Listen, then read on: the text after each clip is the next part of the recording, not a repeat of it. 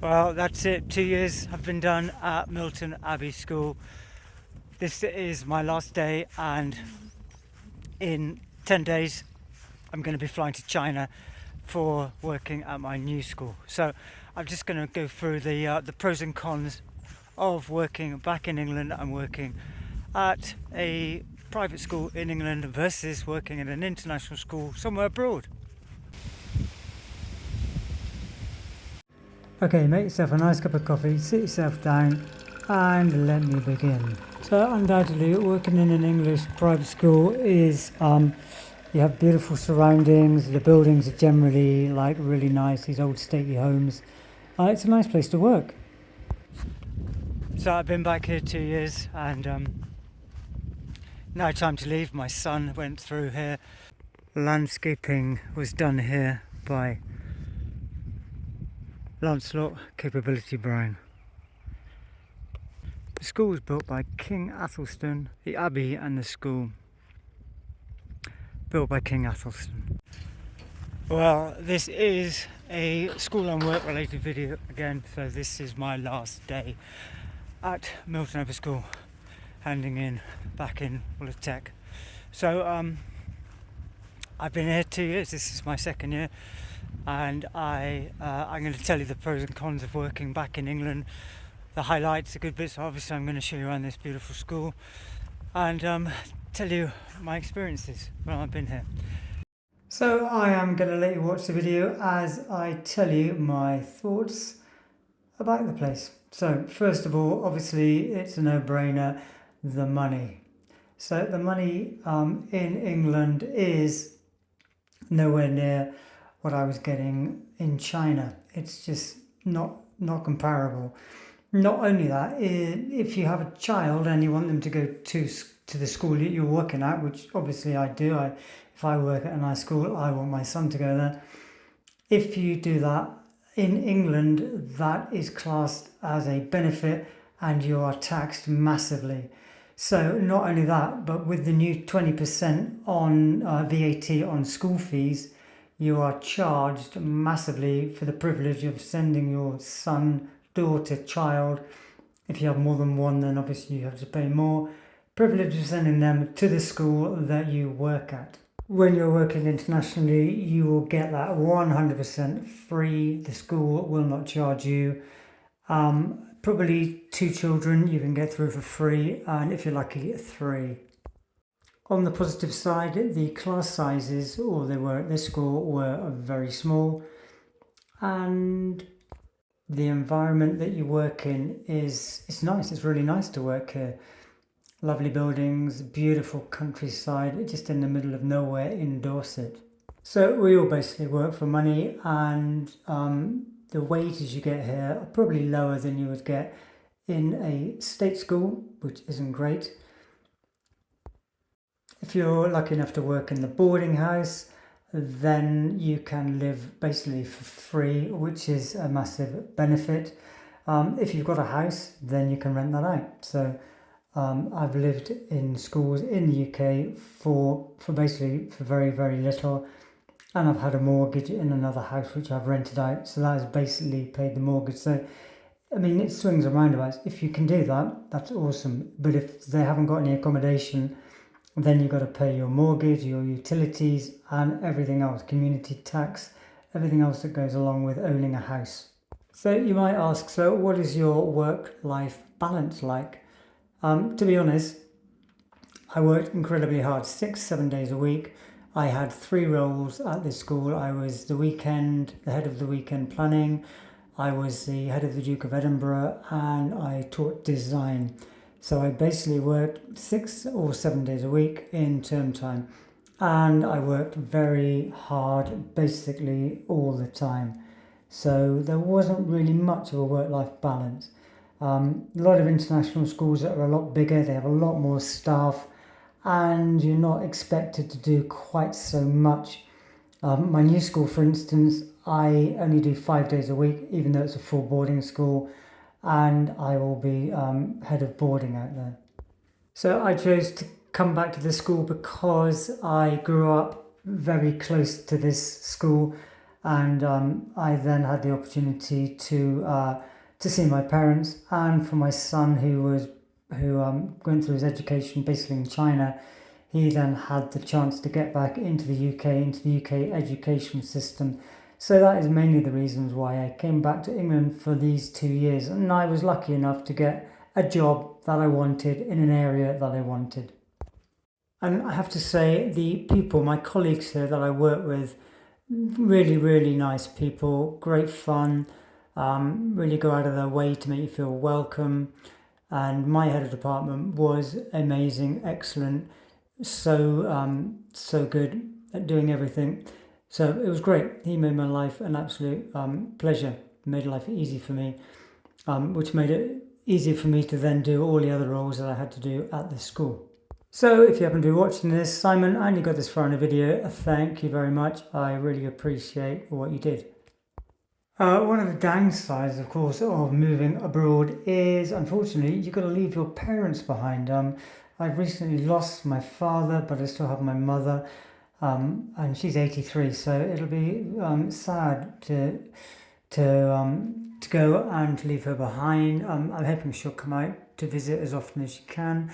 Hopefully she's going to come out this Christmas so we can go to Chengdu and visit the pandas.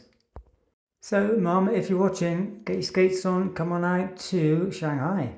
But also don't forget, basically anywhere in the world is only a plane ride away, and most plane rides back to UK are like 12, 13, 14 hours if you've got a direct flight. Maybe longer if you've got some layovers somewhere. Please don't forget, if you're finding this video interesting at all, then don't forget to give it a like, and remember that I am traveling. I do a lot of videos on kind of a lot of different things. I'm not really have a niche of one thing, but I like doing stuff that is outdoorsy and traveling, and I just kind of like to do lifestyle videos with things that I'm doing, and occasionally I do the odd video like this, which is about teaching and working within the education system in the UK and other places around the world. So if you like that and you like my style, then please don't forget to subscribe and like it. I'd be very grateful.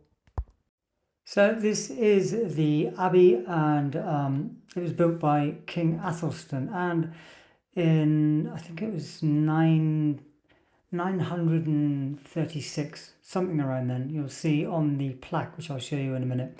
So this was built by King Athelstan. The legend goes that he was on his way to Weymouth to fight a battle. Okay, here's the plaque. If you want to pause it, then you can read some of the history. So he was on his way to Weymouth to fight a battle, and he stopped here, and he had a dream or a premonition that he was going to win the battle, and he did. He won the battle, and he came back, and in the place where he had the dream, which was here, Milton Abbey, he built this abbey, and he built St. Catherine's Chapel, which is just apparently where the actual spot was, on top of the hill. So these pictures are of King Athelstan and his wife, and they are on the seats in the abbey. So all the students learn about the history of the abbey, and the landscape around it was landscaped by a famous landscaper of the time called Sir Lancelot Capability Brown, and the school does a lesson with the newcomers, the third formers, called Capability, where they have to go through the capability and they learn all about the history of the buildings and the surroundings.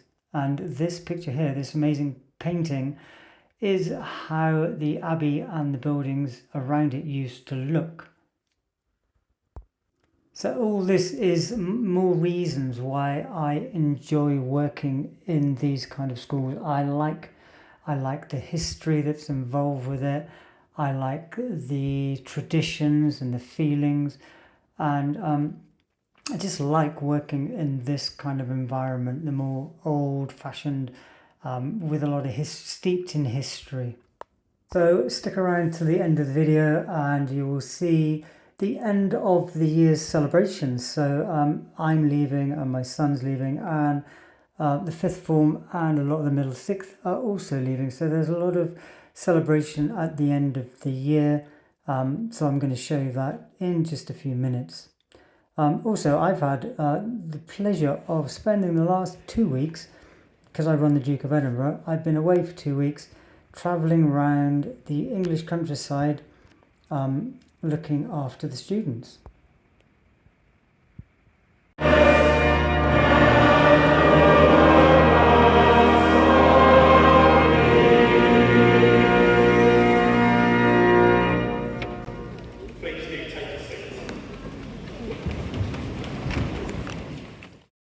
Wow, okay, there's more of that to come in a minute, but back to the ground. So this house directly in front of me now is one of the remaining houses that you saw on that painting earlier. Every single other house was taken down and moved about a mile away to the village of Milton Abbey by the very rich landowner of the time. So he took down every building because he didn't like them in his back garden and moved them.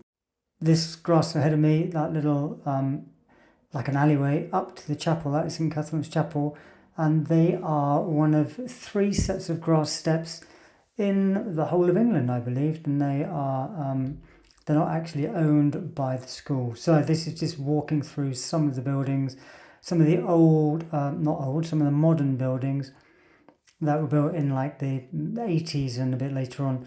Let's go.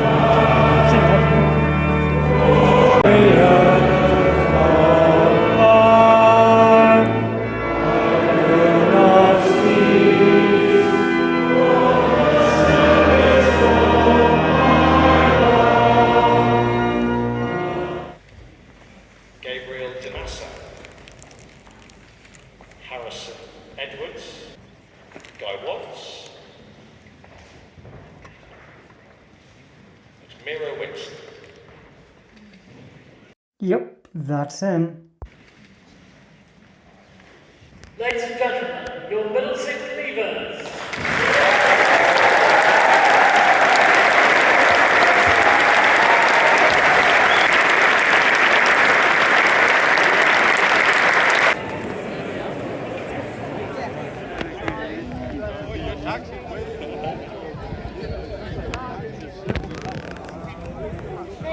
I suddenly thought I saw somebody in a hood.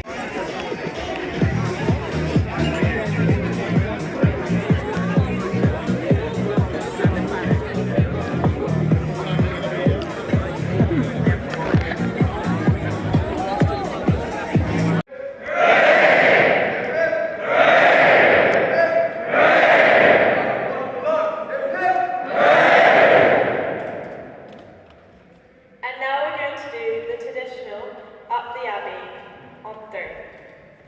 1, 2, 3.